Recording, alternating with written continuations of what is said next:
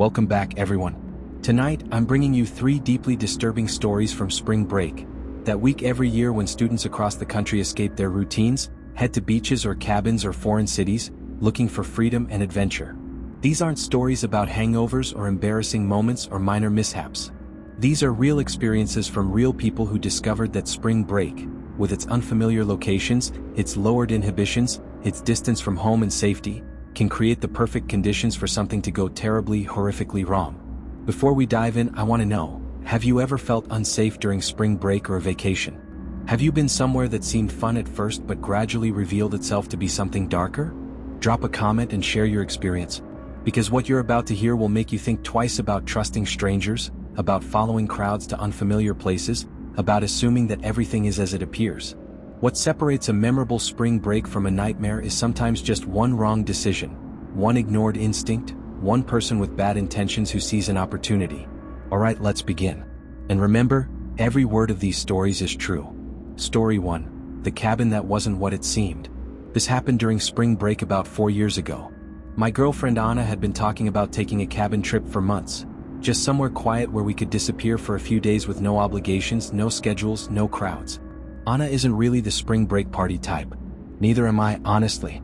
The idea of cramming onto a beach with thousands of drunk college students has never appealed to either of us. So a cabin in the woods sounded perfect. Peaceful, isolated, exactly what we both needed after a stressful semester. Her brother Hunter was on spring break from his school at the same time and was staying with us at Anna's apartment anyway, so it made sense for him to come along too. I found a place online through one of those vacation rental websites. It looked great in the photos. Rustic but well-maintained, deep in the woods of northeastern Tennessee, surrounded by national forest land. The price was surprisingly cheap, actually. Probably half of what I'd expected to pay for a 3-bedroom cabin in that area during peak season. I remember thinking briefly that it seemed almost too good to be true, but then I rationalized it away. Maybe the owner was just trying to build up reviews. Maybe it was newly listed. Maybe the remote location made it less desirable to most renters. I didn't think about it again. I just booked it, paid the deposit, and started looking forward to a quiet weekend away. We left Friday afternoon right after Anna's last class. It was about a 4-hour drive from where we were living, and we arrived at the cabin around dinner time, probably 6:30 or 7 p.m. The place felt genuinely cut off from civilization in a way that was both appealing and slightly unnerving. You couldn't see the gravel road we'd driven in on from the front porch, which I actually liked at the time. It felt private, secluded, like we were the only people for miles. There was an outbuilding off to the side of the main cabin, like a large shed or small garage, that was secured with a heavy-duty padlock. Hunter, being curious and kind of restless after the long drive, walked over and messed with the lock for a second. "This is new," he said, examining it. "Like really new. This lock was just put on recently." I walked over to look. He was right. The metal was shiny and unweathered, and there were fresh scratches around the hasp where it had been installed. "Probably just the owner keeping equipment and tools in there," I said. "Lawnmower, weed trimmer, that kind of stuff. They probably don't want renters messing with it." Hunter shrugged and we headed inside. It was getting dark pretty quickly, that early spring darkness where the sun sets around 7 p.m. So we immediately started making dinner using the groceries we'd brought. The cabin itself was nice enough. A little dated in terms of decor, but clean and functional. 3 bedrooms like advertised, a full kitchen, a wood-burning stove in the main room. That first night was completely fine. We cooked pasta, had a few beers on the porch while the sun finished setting, played some cards, went to bed relatively early around 11 p.m. I can't remember exactly when, but it started lightly raining at some point after we'd gone to bed. Just a gentle spring rain pattering on the metal roof. The woods around the cabin were really loud, which surprised me initially. I'd expected quiet, but instead there was this constant wall of sound. Insects chirping, frogs croaking, things rustling in the undergrowth. Something about it was actually really calming, though. Like nature's white noise machine. I do want to mention that at some point before I fell asleep that night, I heard something bigger moving around outside. Heavy footsteps, branches breaking. I figured it was just a deer. The area was full of wildlife. We'd seen deer crossing the road on the drive-in. I fell asleep not long after that, feeling peaceful and relaxed for the first time in weeks. What woke me up was a sound like something hitting the side of the cabin. A solid thump against the exterior wall. I don't know what time it was exactly. I hadn't brought my phone into the bedroom because I was trying to disconnect from technology for the weekend, but it felt late. Maybe 2 o'clock or 3 a.m. I froze in bed for a minute, still half asleep, wondering if what I'd heard was real or just part of a dream I'd been having. Right when I was about to dismiss it and try to fall back asleep, I heard another thump.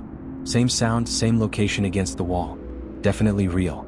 I rolled over to see if Anna was awake, but she was completely out, breathing deeply and evenly. So it was up to me to investigate. I really didn't want to. Every instinct was telling me to just pull the covers over my head and pretend I hadn't heard anything. But if there was a bear or some other large animal poking around the cabin, it would be better to know about it and scare it off than to just ignore it and hope it went away. So I reluctantly got out of bed, trying not to wake Anna, and grabbed one of the heavy-duty flashlights we'd brought. I didn't want to go outside, absolutely not, but the outdoor visibility through the cabin windows was pretty limited because of the rain and darkness and the way the trees crowded close to the structure. Despite the limited view though, I noticed something that made my blood run cold. There were footprints on the ground near the outbuilding. Fresh footprints in the mud, clearly visible even from the window because of how the porch light illuminated that area. And these footprints absolutely could not have been ours. None of us had been outside the cabin after the rain started, at least not to my knowledge. I'd been asleep, Anna had been asleep, and presumably Hunter had been asleep in his room. I reasoned that it was possible Hunter had gone out there without me realizing it. Maybe he'd heard a noise earlier and gone to investigate. Maybe he'd needed something from his car. But I was pretty confident he wouldn't have done that. Hunter was a heavy sleeper, and he had no reason to be wandering around in the rain in the middle of the night, which made the situation deeply eerie. The footprints didn't look like they belonged to an animal. They were clearly boot prints or shoe prints, human-shaped, although they were too far away for me to be certain of the details. If I'd been unwilling to go outside before seeing those prints, there was absolutely no chance I was going out there now. I made sure all the doors were locked, front door, back door, checked the windows to make sure they were latched, and then went back to bed. I tried to sleep, but I was too amped up on adrenaline. I just lay there staring at the ceiling, listening to the rain and the forest sounds, wondering if I should wake Anna and tell her what I'd seen. Eventually, somehow, I must have dozed off. Unfortunately, the night was far from over. I woke up a few hours later, probably around 4 o'clock or 5 a.m. based on how dark it still was, to the sound of knocking on the front door. Loud, insistent knocking. 3 sharp raps, then a pause, then 3 more. That's one of the most terrifying things I can imagine waking up to when you're in an isolated cabin in the middle of nowhere. The sound of someone knocking, announcing their presence, demanding entrance. My heart immediately started pounding. The knocking meant there was someone out there, a stranger in the middle of the night in a location where there shouldn't be anyone else for miles. It was just so late, so unexpected. I couldn't think of a single good reason why someone would be knocking on our cabin door at 4 a.m. The knocking woke up Anna too. She sat up in bed with this wide-eyed, frightened expression. "What the fuck?" she whispered. "Who is that?" "I don't know," I whispered back. The knocking came again. Harder this time, more aggressive. I knew I had to do something. I couldn't just lie there and hope whoever it was would go away. So I got out of bed and walked slowly toward the front door, my heart hammering in my chest. Before I could even say anything or ask who was there, a male voice called out from the other side. "Forest Ranger. There's been an incident in the area and I need to do a welfare check. Is everyone okay in there?" I paused, not responding immediately. Mostly out of fear, but also because something felt wrong about the whole situation. A forest ranger doing welfare checks at 4 a.m.? On what basis? What kind of incident would require that? The voice continued, "Hello? I know you're in there. I can see lights on. I just need to make sure everyone's safe." I moved closer to the door but didn't unlock it. "We're fine," I called out. "Everyone's okay. We're just trying to sleep." There was a pause. A long pause, maybe 10 or 15 seconds. Then the voice said, "I appreciate that, but I'm going to need to ask you folks a few questions. Standard protocol. Won't take more than a minute." I was instantly suspicious. Something about the phrasing, the tone, the whole scenario felt wrong.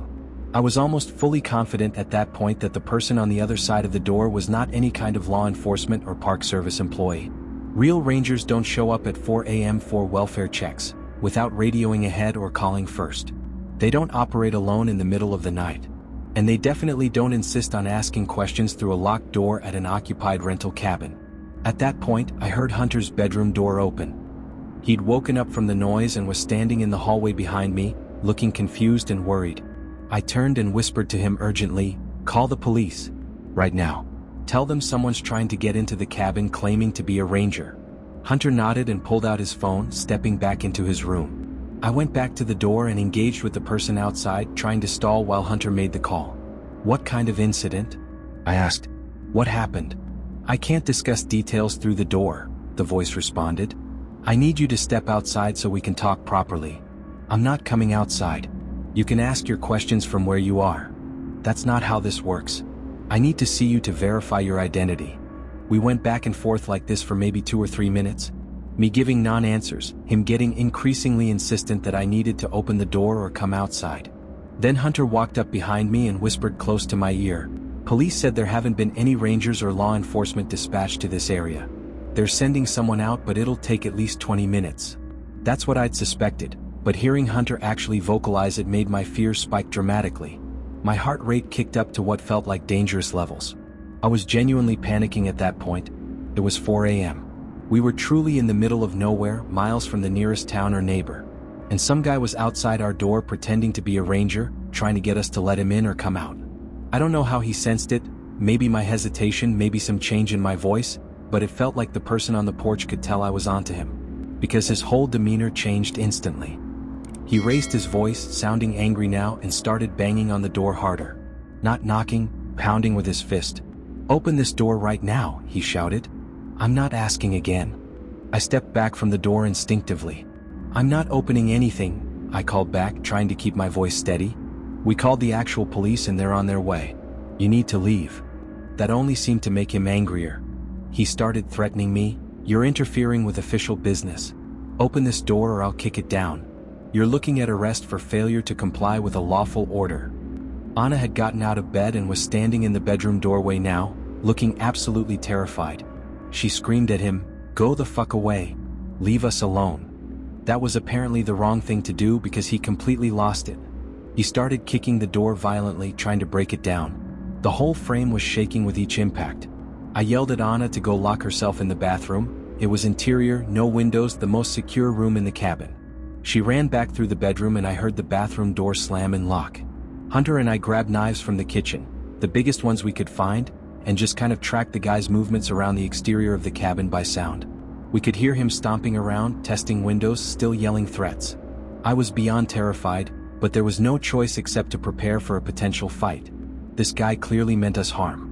He was trying to break into our cabin to rob us or hurt us or worse, and we had to be ready to defend ourselves. Before I could mentally prepare for what to do if he actually got inside, one of the front windows suddenly exploded inward. Glass flew everywhere. He'd thrown a rock or a piece of firewood through it, just completely shattered the window. I was ready for him to immediately try to climb through the broken window, braced for him to come pouring into the cabin. But he didn't. He just didn't. There was this horrible moment of tension where Hunter and I just stood there with kitchen knives, staring at the broken window, waiting for something to happen. Nothing did. After what felt like an eternity, probably only 30 or 40 seconds in reality, I heard police sirens approaching in the distance. The sound of boots running away from the cabin, crashing through the woods. He was fleeing. I'll fast forward through the next part because it's mostly just frustrating bureaucracy and disappointment. The police arrived, 2 deputies from the county sheriff's office, and searched the immediate area around the cabin. They found the rock he'd thrown through the window. They found some footprints in the mud, including the ones I'd seen earlier near the outbuilding. But they couldn't find the guy himself. He'd vanished into the forest. Hunter was absolutely furious. He was practically yelling at the officers, demanding to know how someone who'd been on the property less than a minute before they arrived could just disappear. "He was right here," Hunter kept saying. "He has to be close. He's probably watching us right now from the trees." The deputies were apologetic but firm. They said they'd driven up and down the access road looking for any vehicles or signs of someone fleeing. They'd done a perimeter search of the immediate area. But it was dark, the forest was dense, and without more officers or daylight, there wasn't much else they could do. They strongly advised us to pack up and leave. "There's no security here," one of them said. "If he comes back, we can't guarantee how long it would take us to get here again. You should go home." So that's exactly what we did. We didn't really have a choice at that point. One of the front windows was completely destroyed, we had no idea where the guy was or if he'd come back, and none of us felt safe anymore. We threw our stuff into bags as quickly as possible and loaded up the car while the deputies waited with us. Hunter was still fuming about how incompetent the police response had been. How they'd basically just shrugged and said, "Not our problem, you should leave." It was only after the fear and adrenaline started wearing off during the drive back home that I really began processing how absolutely insane the whole experience had been. For someone to even know about that cabin, to know it was rented that specific weekend, to know there were people inside, felt impossible unless it was planned. The owner had to have told someone. Or someone had access to the rental listing information and was specifically targeting people who booked that property. And what they wanted was a complete mystery. Were they trying to rob us? Hurt us? Worse. The fact that they pretended to be a forest ranger suggested some level of sophistication. They were trying to get us to voluntarily open the door or come outside by presenting themselves as an authority figure. What would have happened if I'd fallen for it? If I'd actually opened that door? We reported everything to the vacation rental company. They claimed to be shocked and concerned, said they'd investigate, offered us a full refund. But I never found out if anything actually came of it. If they contacted the police, if they warned other potential renters, if they figured out how someone knew the cabin was occupied. The whole thing was extremely uncomfortable and unsettling, and it fundamentally changed how I think about vacation rentals in isolated locations. Because now I know, someone can use that isolation against you. Can target you specifically because you're far from help, because you're vulnerable, because no one will hear you scream. Story 2. What happened to Sahil in Acapulco? This happened back in 2016 when I was a senior in college. I was in a fraternity, TKE, and one of the traditions that came with being in Greek life, at least at our school, was spending spring break with your brothers and whatever sororities you were closely affiliated with. The groups were typically huge. Usually 30 to 40 people total, all packed into the same rental property or resort for the entire week.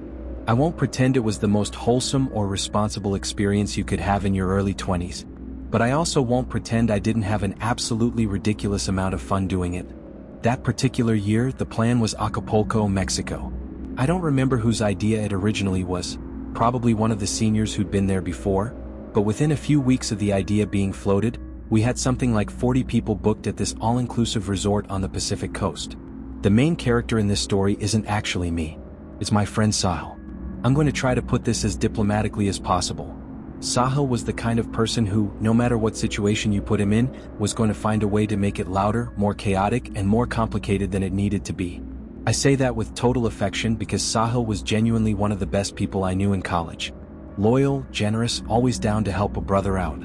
He just had absolutely zero self-preservation instincts and basically no impulse control whatsoever. Which was a dangerous combination in general, but especially problematic in a foreign country where he didn't speak the language and had no familiarity with local laws or customs. We were maybe 3 or 4 days into the trip when a group of us decided to check out one of the big clubs in downtown Acapulco. The resort had its own bars and nightlife, but they were kind of tame and touristy. We wanted something more authentic, more exciting. One of the guys had gotten a recommendation from someone at the resort about this massive club that supposedly had the best music and the cheapest drinks in the city. So about 15 of us piled into taxis and headed into town. The club was legitimately enormous, like multiple floors, several different rooms with different music, probably 1,000 people inside at any given time. We had a great time for the first few hours. The music was incredible, the atmosphere was electric, drinks were dirt cheap. Everything was perfect. Right up until Sahil, true to form, started scanning the room looking for someone who could get him something stronger than whatever was in his glass. I'm not going to spell it out explicitly, but it shouldn't be too hard to connect the dots here. Sahil was looking for drugs. Specifically cocaine, though he probably would have been open to other options. It was an absolutely terrible idea for multiple reasons. We were in a foreign country with a well-deserved reputation for cartel violence and police corruption. None of us in our group spoke fluent Spanish, maybe some basic conversational phrases, but nothing that would help in a serious situation. Plus, buying drugs from strangers in a nightclub is dangerous anywhere, but especially in Mexico where cartels control the drug trade and scams targeting tourists are common. I pulled Sahil aside and told him to drop it. A couple of the other guys said the same thing. Just drink, man. Don't fuck around with that shit here. It's not worth the risk. Sahil nodded and said he understood, said he'd let it go. But I knew he wouldn't actually drop it. I'd been through his bullshit too many times before to believe he'd suddenly develop good judgment. We kept a loose eye on him for a while, but the place was genuinely massive and crowded, and after an hour or so, we kinda stopped actively tracking where he was. He was a 21-year-old adult. I wasn't about to waste my entire night babysitting him and making sure he didn't do something stupid. I figured he was somewhere in the crowd, dancing or drinking or talking to girls. I went about my night with the rest of our group, and honestly, it was a fantastic time. Great music, good vibes, everyone having fun. But Sahil never turned up as the night went on, which I found stranger and stranger the later it got. Usually, even when Sahil disappeared into a crowd or went off on his own, he'd resurface eventually. He was social, gregarious, always finding his way back to the group. I don't remember exactly what triggered the shift from "Where's Sahil?" to "Where the fuck is Sahil and why isn't he answering his phone?" But at some point the mood changed. One second we were all drinking and partying and having a good time, and the next we were all frantically trying to contact him. Text messages went unanswered. When we called his phone, it went straight to voicemail, which meant it was either dead or turned off. That wasn't good. That wasn't like Sahil at all. Sahil might have been impulsive and reckless, but he was also an organizational freak about certain things. He always kept his phone charged, always responded to messages, always made sure people knew where he was. The fact that his phone was completely dead and he'd been out of contact for hours set off serious alarm bells. After another 20 or 30 minutes of increasingly worried discussion, we made the collective decision to leave the club and head back to the resort. The most likely scenario was that Sahil had gotten too drunk or too fucked up and had gone back early. We'd find him passed out in his room and feel stupid for worrying. The sidewalk outside the club was absolute chaos. Hundreds of people trying to get taxis and Ubers all at once, drunk tourists and locals mixing together in a noisy, crowded mess. A few of us walked about a block and a half away from the main entrance to get away from the worst of the crowd before pulling out our phones to call a ride. It was probably around 1 a.m. at that point. We were just standing there on a relatively quiet side street, waiting for our Uber to arrive. And then, out of the darkness, we saw someone stumbling toward us. At first, I didn't recognize who it was. Just a figure moving erratically, barely staying upright. But as they got closer, I realized it was Sahil. We all started running toward him, calling his name. When we reached him, it was immediately horrifyingly obvious that something seriously bad had happened. He was a complete wreck. His shirt was torn almost completely off his body, hanging in shreds from one shoulder. His face was swollen and badly bruised. Both eyes were puffy and discolored, his lip was split and bleeding, there were scrapes and cuts across his cheeks and forehead. And he was limping badly, barely able to put weight on his left leg. Sahil. Holy shit, what happened? We all started asking at once. He didn't answer, just kept stumbling forward. We got him into the Uber when it arrived. Basically had to help him into the back seat because he could barely walk. A couple of guys in the car kept asking him what had happened, who did this to him, whether we needed to take him to a hospital. He kept saying he'd explain later. That he just needed to get back to the resort. His voice was rough, strained, like talking hurt. It wasn't until we were back at the resort and safely inside one of the rooms, door locked, just our core group of closest friends, that Sahil finally started talking. Here's what he told us, and I'm going to relay it as accurately as I can remember. He'd found someone near the bar who looked like they might be able to help him. A short Mexican guy, probably in his 30s, who didn't speak much English. The guy had a friend with him who was doing the translating, a younger guy, maybe mid-20s, who spoke decent English. Sahil made it clear what he was looking for, and the short guy seemed to understand.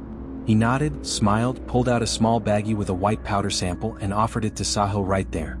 Sahil said he tried it, just a tiny amount to test the quality, and it seemed fine. Good even. That's when his judgment completely evaporated, overwhelmed by the desire to get more. The short guy indicated that he couldn't do the transaction inside the club. Too risky, too many cameras and security, and told Sahil to come outside with him. Sahil knew he shouldn't go. Every rational part of his brain was screaming at him that this was a terrible idea. But he went anyway.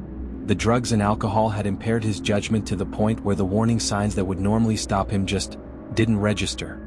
They walked out through a side exit of the club, not the main entrance where we'd all been, but a different door that led to an alley. There was a car waiting just outside. Engine running, back door open. Before Sahil fully understood what was happening, before he could react or resist, they were pulling him into the back seat. Hands grabbed his arms, shoved him down into the car. The door slammed shut. The car started moving immediately. They drove for what Sahil estimated was maybe 15 or 20 minutes, though he admitted he was panicking and not tracking time accurately, so he couldn't be sure. What he was absolutely certain about was what happened during that drive. The two guys, the short one and the translator, immediately started going through his pockets, searching him aggressively, taking everything he had. They took his wallet with all his cash and credit cards. They took his phone. They took the chain he was wearing, his watch, even pulled off his shoes to check if he had money hidden in them. When Sahil tried to resist, tried to pull away or protect his belongings, they beat him. Punched him in the face repeatedly. Kicked him when he doubled over. Hit him with something hard, maybe the butt of a gun, though Sahil wasn't sure. They completely destroyed his phone, smashed it against the car door until the screen shattered and it stopped working, so he couldn't call for help or track the location. Sahil said he genuinely thought they were going to kill him. He was absolutely convinced his body was going to end up in a ditch somewhere and his parents would get a call saying their son had disappeared in Mexico. But then something unexpected happened that probably saved his life. At some point during the drive, one of the guys asked him, in broken English, why there were so many Americans in Acapulco right now.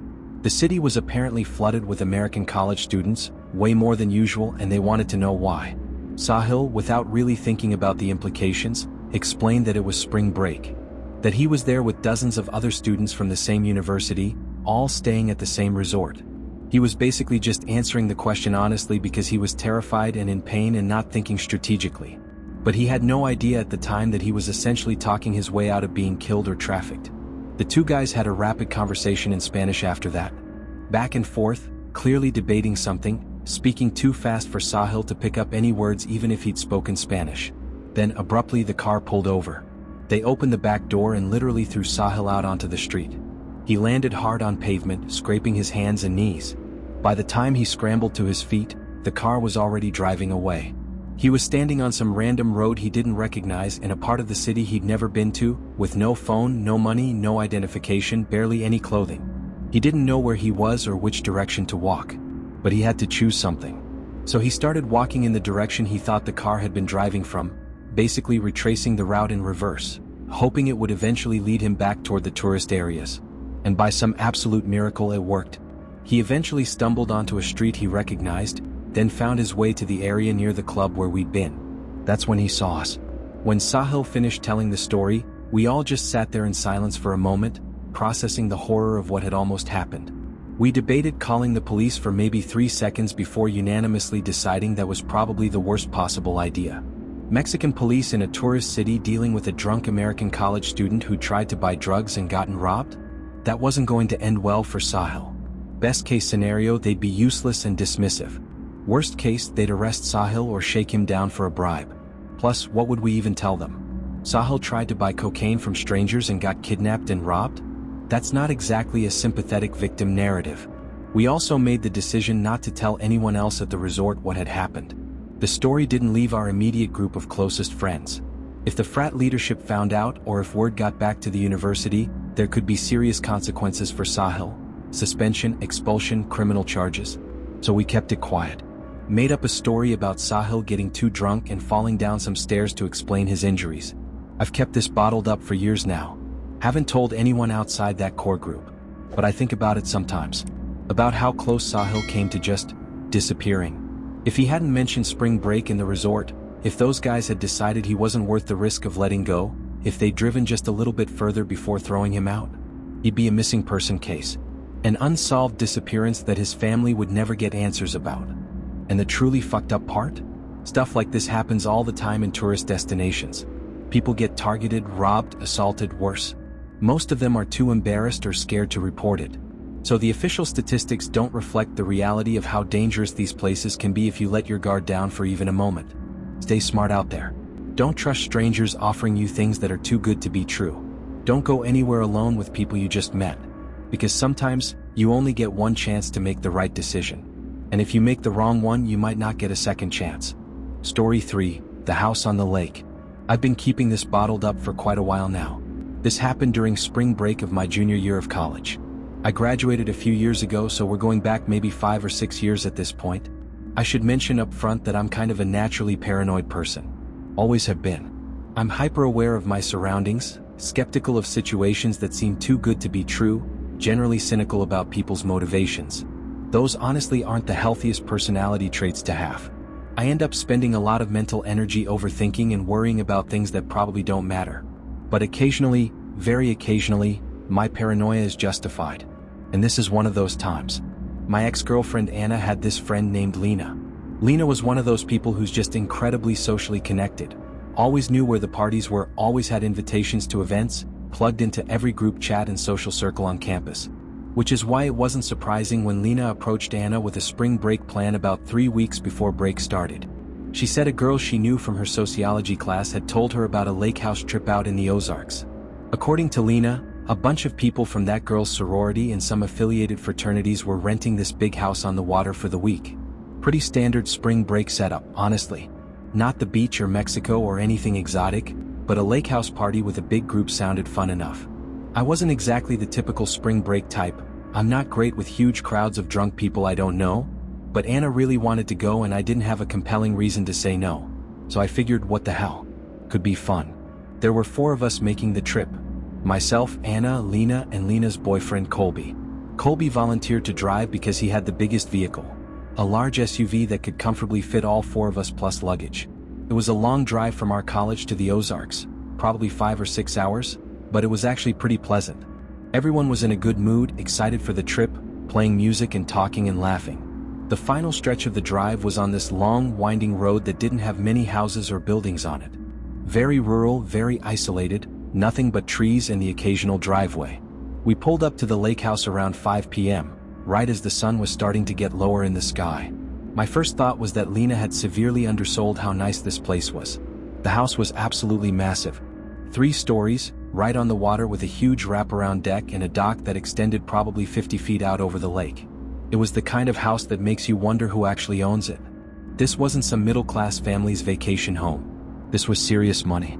There were also way more cars parked around the property than I'd been expecting. Lena had made it sound like there would be maybe 15 to 20 people total. A decent-sized group, but manageable and not overwhelming. But I started counting cars in the gravel parking area beside the house and stopped at 25. And there were more vehicles parked down the road because there wasn't enough space in the main lot.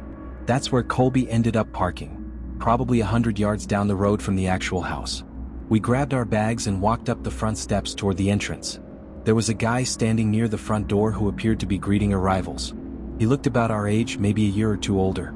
Clean-cut, friendly smile, clipboard in hand. He introduced himself, though I honestly don't remember his name now, so I'll just call him the host for the purposes of this story. He seemed friendly enough on the surface. But the very first thing I noticed, the detail that immediately triggered my natural suspicion, was that his greeting speech seemed rehearsed. Like he'd had this exact same conversation dozens of times already and was just going through the motions. You know those safety speeches that fraternity pledges have to give before letting people into parties? Don't drink and drive, don't leave drinks unattended, respect other people's boundaries, all that standard liability covering stuff? It felt kind of like that. Scripted and performative. He gave us the full rundown, where our assigned room was located, how to navigate the house, when meals would be served, where the common areas were, all the basic house rules. Then he brought up something that immediately made me uncomfortable: the car keys. He explained that the roads around the lake were narrow and dangerous, especially at night after people had been drinking. He said it was a liability thing, and that they were collecting everyone's car keys at the door to prevent drunk driving. He had this whole prepared speech about it, how it was for everyone's safety, how we'd get the keys back when we left, how it was standard practice for these kinds of group trips. Colby sort of shrugged and seemed fine with it, so he pulled out his keys and handed them over without much hesitation. The host made this big show of thanking Colby for being responsible and following the rules, which struck me as kind of obnoxious and condescending. But whatever. House rules are house rules. Then the host opened the front door and ushered us inside. I made a mental note to see what he actually did with the car keys, because if this turned out to be some kind of scam or theft operation, I wanted to know where our keys were. To my relief, I saw a large decorative bowl sitting on a table in the foyer, and it was full of other car keys. Dozens of sets. The host tossed Colby's keys into the bowl casually and then told us to have fun before stepping back outside to greet the next arriving group. Okay. So the car key thing seemed legitimate, or at least consistently applied to everyone. We found our assigned room. 2nd floor, decent size, 2 double beds and a small balcony overlooking the water. We dropped off our luggage and then headed back downstairs to explore and find Lena's friends. Lena was really eager to track down the girl who'd supposedly organized this whole trip. They'd been texting about it for weeks, and Lena wanted to say hi and thank her for including us. It didn't take long to figure out where the main gathering space was. There was this enormous open-concept room on the 1st floor, probably 40 feet by 30 feet, with floor-to-ceiling windows overlooking the lake. The view was honestly spectacular. And the room was packed. There must have been at least 30 people hanging out in just that one space, talking, drinking, playing cards and board games, music playing from speakers. But here's the strange thing. Lena didn't recognize a single person in the room. She walked around for a few minutes, scanning faces, clearly looking for her friend or anyone else she knew. Nothing. No familiar faces at all. Everyone looked like college-age students. They had that Greek life aesthetic, polo shirts and sundresses, expensive sunglasses, the right kind of casual confidence. But Lena genuinely didn't know any of them. I wasn't just going to stand there awkwardly in the corner while Lena searched for people she knew. That's not my personality. So I walked over to the kitchen area, grabbed beers for myself and Colby from one of the fridges, which were fully stocked. Someone had clearly spent a lot of money on alcohol, and made my way over to the pool table. Nobody was using it, so Colby and I started a game. I've never had trouble connecting with new people or inserting myself into social situations. I'm naturally extroverted and comfortable talking to strangers. Colby's the same way. So we just started playing pool, making small talk with people who wandered over, drinking our beers, enjoying the atmosphere. Anna and Lena came over maybe 20 minutes later. Lena pulled us aside and quietly said that her friend wasn't answering her phone. She'd sent multiple texts and tried calling twice but got no response. They both seemed overly concerned about it, like this was a major red flag that something was wrong. But Colby and I told them to relax. She's probably just busy, I said. Or her phone died. Or she's in a dead zone. It's fine. And it was fine. At least I thought it was fine at the time. I'm not going to lie, that first night was actually really fun. Colby and I ended up socializing with a bunch of different people, all of whom were friendly and fun to hang out with. We played drinking games, told stories, laughed a lot. Anna and Lena seemed to be getting along well with some of the other girls in the house. There appeared to be an unlimited supply of alcohol. Every time we'd finish a beer, there were more in the fridge. Every time a bottle of liquor got low, a new one appeared. Someone had clearly invested serious money into making sure this party was well stocked. But there was one thing that kept nagging at me despite all the fun I was having. It was the host. The guy who'd greeted us at the door. He wasn't really participating in the party. He wasn't drinking or playing games or socializing the way everyone else was. Instead, he was always there in the background, walking through rooms, observing, occasionally talking briefly to people, but mostly just present, watching. At one point, I saw him standing near the back door with an actual physical clipboard, paper and pen, not a phone or tablet, and he appeared to be writing something down. Taking notes. On what, I had no idea. I also started noticing something strange about the social dynamics of the group. Most of the party felt like strangers getting to know each other, which is what I'd expected. People introducing themselves, asking the standard getting to know you questions. But there were maybe 8 to 10 people who seemed to interact with each other differently.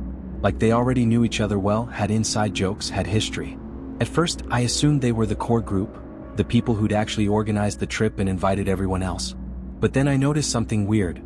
Some of those people who seemed close and familiar would later introduce themselves to each other during drinking games, like they'd never met before. Which didn't make sense. As more time passed, I also realized that our group, the 4 of us, weren't merging into some larger pre-existing friend group. Instead, the whole house seemed to be divided into a bunch of smaller groups like ours. Little clusters of 2 to 4 people who'd arrived together and mostly stuck together. Besides those 8 to 10 people who seemed to be part of the organization, nobody really knew anyone beyond the people they'd shown up with. I mentioned this observation to Anna at one point, and she said I was overthinking things. Which was probably true. I have a tendency to do that. She was also pretty drunk by that point, so I wasn't going to make it into a whole thing. Lena's friend never showed up that first night. Never answered any texts or calls. The next morning, I woke up earlier than everyone else, probably around 8 a.m., which felt early given how late we'd stayed up. I went down to the kitchen and made myself a coffee, then headed out onto the deck to sit by myself and enjoy the morning quiet. I noticed that the bowl with everyone's car keys wasn't by the front door anymore. It had been there the night before when we'd come back from getting more ice. But now it was gone. That struck me as odd, but I figured maybe someone had moved it to prevent drunk people from trying to take their keys and drive. I wanted some alone time to just think and decompress, so I chose to sit on the side deck, the section with a view of the driveway to my left and the lake to my right. It was actually really peaceful. The morning sun on the water, birds singing, nobody else awake yet. Around mid-morning, probably 10 o'clock or 10:30 a.m., I noticed a couple I'd seen the night before walking out to their car with their bags. They said goodbye to a few people who'd come out onto the porch, got in their vehicle and drove away. I watched them disappear down the long driveway. Okay, people leaving early. That's normal enough for spring break trips. Not everyone commits to the full week. Fast forward to later that night. We were all sitting around a bonfire that had been set up in the backyard area. Pretty big group, probably 25 people in a loose circle around the fire, talking and drinking and roasting marshmallows. I was sitting with Anna and a few other people we'd met, and at some point I happened to glance across the fire toward the far side of the circle. There was a couple sitting together, positioned slightly further back from the group than everyone else. They were backlit by the fire, which made it harder to see details, but I kept watching them. And I slowly realized it was the same couple. The ones who'd left that morning. I was absolutely certain of it. Same clothes, same general appearance, same mannerisms. I leaned over to Anna and quietly said, "Those people, across the fire, I saw them leave this morning. They packed up and drove away." Anna gave me a confused look. She hadn't witnessed them leaving, so she had no frame of reference. "Are you sure?" she asked. "Maybe you're mixing them up with someone else?" "No, I'm positive. It's them." There wasn't much I could do to convince her in that moment. So instead, I got up and made my way back toward the front of the house. I remembered which car had been theirs, a silver Honda Civic with some kind of university parking sticker in the rear window. I walked out to the parking area to check if it was still gone. And it was gone. The space where they'd been parked was empty. Despite that clear evidence, I was still absolutely convinced the people I'd seen at the bonfire were the same couple. But by the time I got back to the fire, they'd disappeared. Vanished into the house or the darkness or wherever. I looked around for them but couldn't find them anywhere. It bothered me for the rest of the night. The contradiction between what I'd seen and what the evidence suggested. I didn't tell Colby or Lena, they'd just think I was being paranoid and weird. And every time I brought it up to Anna, she told me I was being a psychotic buzzkill and needed to relax and have fun. The next morning, I made a point to wake up really early again, probably 6:30 or 7 a.m. I wanted to go for a walk. Not just around the house but down the road away from the property. I'm not really sure what I was looking for.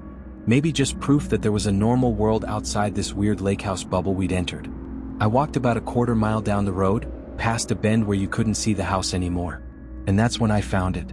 There was a small equipment shed off to the side of the road, the kind of structure used for storing groundskeeping equipment, lawnmowers, that kind of thing. I walked around to the back of the shed, and my jaw nearly hit the ground. It was the couple's car. The silver Honda Civic. Parked behind the shed, hidden from the road, like someone had deliberately moved it there to conceal it. I just stood there staring at it. I don't know for how long. I wasn't scared exactly. It was more like confirmation of something I'd already suspected but hadn't been able to prove. People weren't actually leaving. They were pretending to leave, staging these fake departures but staying. What the fuck was going on? I turned around and walked back to the house without telling anyone what I'd found. I was starting to genuinely freak out at that point. That afternoon, I made the decision to confront the couple directly. I needed to understand what was happening. It took me a long time to find them. I had to search through multiple rooms and outdoor areas. When I finally located them near the dock, I didn't even sugarcoat my question or try to be subtle. I just walked up and bluntly asked, "Did you guys leave yesterday morning? Like pack up your car and drive away?" They both gave me this look, part confusion, part something else I couldn't quite identify. Maybe nervousness? Guilt? What? No, the guy said, "We've been here the whole time." Why would you think that? But I could tell my question had struck a nerve. They exchanged a quick glance with each other. "I saw you," I insisted. "I watched you put your bags in your car and leave." "You must have us confused with someone else," the girl said quickly. Too quickly. And here's the really unsettling part. As I was standing there trying to get a straight answer, I swear everyone around us quieted down. There weren't that many people in the immediate area, maybe 6 or 7 others scattered along the dock and shoreline. But every single one of them seemed to be listening to our conversation, watching us peripherally. The normal background noise of talking and laughing had diminished noticeably, and I couldn't shake the feeling that there were eyes on me, that this conversation was being monitored somehow. Before I could press the couple further, Anna appeared seemingly out of nowhere and grabbed my arm. "Hey, come have a drink with me," she said in a tone that suggested it wasn't really a request. She pulled me away from the dock area and back toward the house. I wanted to keep questioning those people, wanted to demand explanations, but the way everyone had reacted, the sudden silence, the watching eyes, made me feel deeply uncomfortable in a way that's hard to articulate. Once we were alone, I told Anna everything. The car hidden behind the shed, the couple pretending they hadn't left, all of it. She actually took me seriously for once. Okay, that is really weird, she admitted. I've noticed some strange stuff too. She went on to tell me that she'd been talking to some of the other girls, and several of them had almost identical backstories. Like, suspiciously similar life stories that didn't quite add up. Same hometown, same major, same extracurriculars. Too many coincidences. I suggested we leave. Like, pack up immediately and get out of there. But Anna said that was probably premature.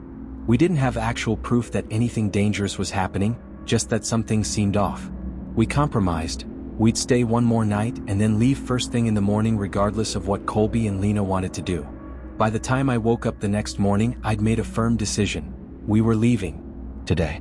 No more compromises. Anna agreed without argument. Colby and Lena were a different story entirely. When we told them we wanted to leave early, Colby straight up laughed at me. You want to cut the trip short because you have a theory about people pretending to leave?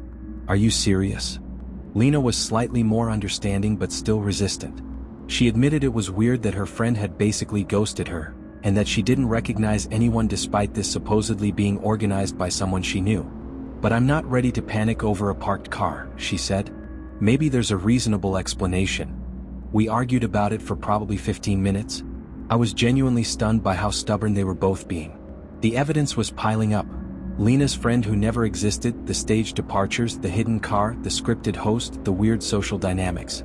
But Colby and Lena just kept insisting I was being paranoid and ruining everyone's fun. We ended up compromising again. We'd stay for breakfast, then make a final decision. Which I agreed to reluctantly, even though every instinct was screaming at me to get out immediately. We went downstairs for breakfast around 9 a.m. And the moment I walked into that main common area, I knew something had fundamentally changed. Every single set of eyes turned to look at me. Not just a few people. Not just the host and his core group. Everyone. 30+ people, all stopping their conversations and activities to stare at me as I entered the room. It wasn't obvious or aggressive. They tried to make it subtle, tried to make it seem casual. But I felt it. I knew they were watching me, evaluating me, focused on me in a way that made my skin crawl. And here's the truly disturbing part. Most of the people staring at me hadn't even been present when I confronted that couple the day before. They had no reason to know who I was or what I'd been saying. We'd never interacted. So how did they know to watch me? How had information spread that quickly and completely? Anna felt it too. She leaned close and whispered, "People are definitely looking at you." That's when genuine fear kicked in. Not suspicion, not paranoia, actual fear. I started feeling like something really, really terrible was going to happen if we stayed in that house for even one more hour. I got up from where we'd been sitting and walked directly over to the host, who was standing near the kitchen area talking to someone. "We need to leave," I said firmly. "I need our car keys back." He turned to look at me with this smile that didn't reach his eyes, like a robot programmed to simulate friendliness. "Oh, is everything okay?" he asked in that same rehearsed tone. "Something came up. Family emergency. We need to head home." He didn't move to get the keys, just kept smiling at me. "That's unfortunate," he said. "Some people were planning a boat thing for this evening. And the nights always get better toward the end of the week." He was doing everything he could to convince me to stay. Making suggestions, offering alternatives, telling me about activities I'd miss. All while maintaining that creepy, unwavering smile. I didn't care. I wasn't playing this game anymore. "I need the keys," I repeated. "Now." The entire room had gone quiet. No background music, no conversations, no ambient noise. I cannot adequately describe how awful that feeling was. There were at least 25 people in that room, and every single one of them had stopped what they were doing to watch this interaction. The host's smile finally disappeared. His expression went completely blank. Dead eyes, no emotion, just staring at me. The silence stretched on for what felt like forever but was probably only 10 or 15 seconds. Then a girl who was sitting nearby, someone I'd never spoken to, someone I didn't know at all, broke the silence by saying, "That's not a good idea." Just those 5 words, delivered in this flat, emotionless tone. I turned to look at her. She was staring at me with this intense expression that I can only describe as threatening. I looked across the room and saw Anna, Lena, and Colby. They all looked horrified, finally understanding that something was seriously wrong. The host finally spoke. "Okay. Fine." His tone had changed completely.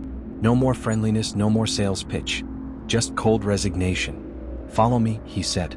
I saw Anna starting to get up to come with me, but the host immediately put his hand out toward her. "No," he said loudly. almost violently. The word came out like a command. Only him, he continued, gesturing at me. So I followed him alone, my heart pounding, very aware that I was being led away from witnesses. He took me through a maze of hallways I hadn't explored before, deeper into the house, until we reached a small room that appeared to be an office or storage area. There was a wall-mounted board with dozens of key rings hanging on hooks, all labeled with numbers. He didn't even ask which set was ours. He went directly to a specific hook and grabbed Colby's keys. Because of course he knew exactly which keys belonged to which car. He'd been tracking everything from the beginning. He handed them to me without a word. I thought he might try to physically stop me or attack me at that point. We were alone, away from everyone else. But he just said, "You're making a mistake." I didn't respond. I just took the keys and walked back toward the common area as quickly as I could without running. When I got back to the main room, the atmosphere had completely changed again. The music was back on. People were talking and laughing, acting like nothing had happened. Like the entire room hadn't just gone dead silent to watch me ask for keys. It was incredibly freaky. The speed with which everyone snapped back to normal. Anna, Colby, and Lena were standing in the same spot, looking shaken. "We're leaving," I said. "Right now. Get your stuff." Nobody argued this time. We packed up and got out of there in less than 10 minutes, throwing clothes and toiletries into bags haphazardly, not caring about organization, just wanting to leave as fast as possible. The entire time, I expected someone to try to stop us, to block the door or take the keys back or physically prevent us from leaving. But nobody did. We walked out to Colby's car, loaded our bags, and drove away. As we were pulling out of the driveway, I looked back at the house one final time, and I saw the most unsettling image of the entire trip. There were about a dozen people standing in a line on the deck. Just standing there, perfectly still, not talking to each other, watching us leave. Their eyes tracked our vehicle as we drove away. It was obvious, unmistakable. They were watching us go. I noticed a few more faces in the windows of the house, also staring out at us. For the rest of spring break, Lena tried desperately to get in touch with the girl who had supposedly organized the trip. She called, texted, sent messages on every social media platform, tried contacting mutual friends. Nothing. Complete radio silence. Lena was starting to genuinely worry that something had happened to her friend, that she'd been kidnapped or hurt or worse. It wasn't until we were back on campus the following week that Lena finally managed to track her down in person. And here's the absolutely insane part, the detail that makes the whole story even more disturbing. The girl's phone had been stolen about 2 weeks before spring break. She'd gotten a new number but hadn't told everyone yet because she'd been busy with exams. Which meant that every message Lena had received about the lake house trip, every text making plans, confirming details, giving the address, had come from whoever stole the phone. Not from her friend. From some stranger who'd been impersonating her friend. We talked about going to the police, but we quickly realized we couldn't actually articulate what crime had been committed against us. We went to a party. It was weird and creepy. Nobody technically did anything illegal that we could prove. Nobody hurt us or stole from us or threatened us with violence. But it was wrong.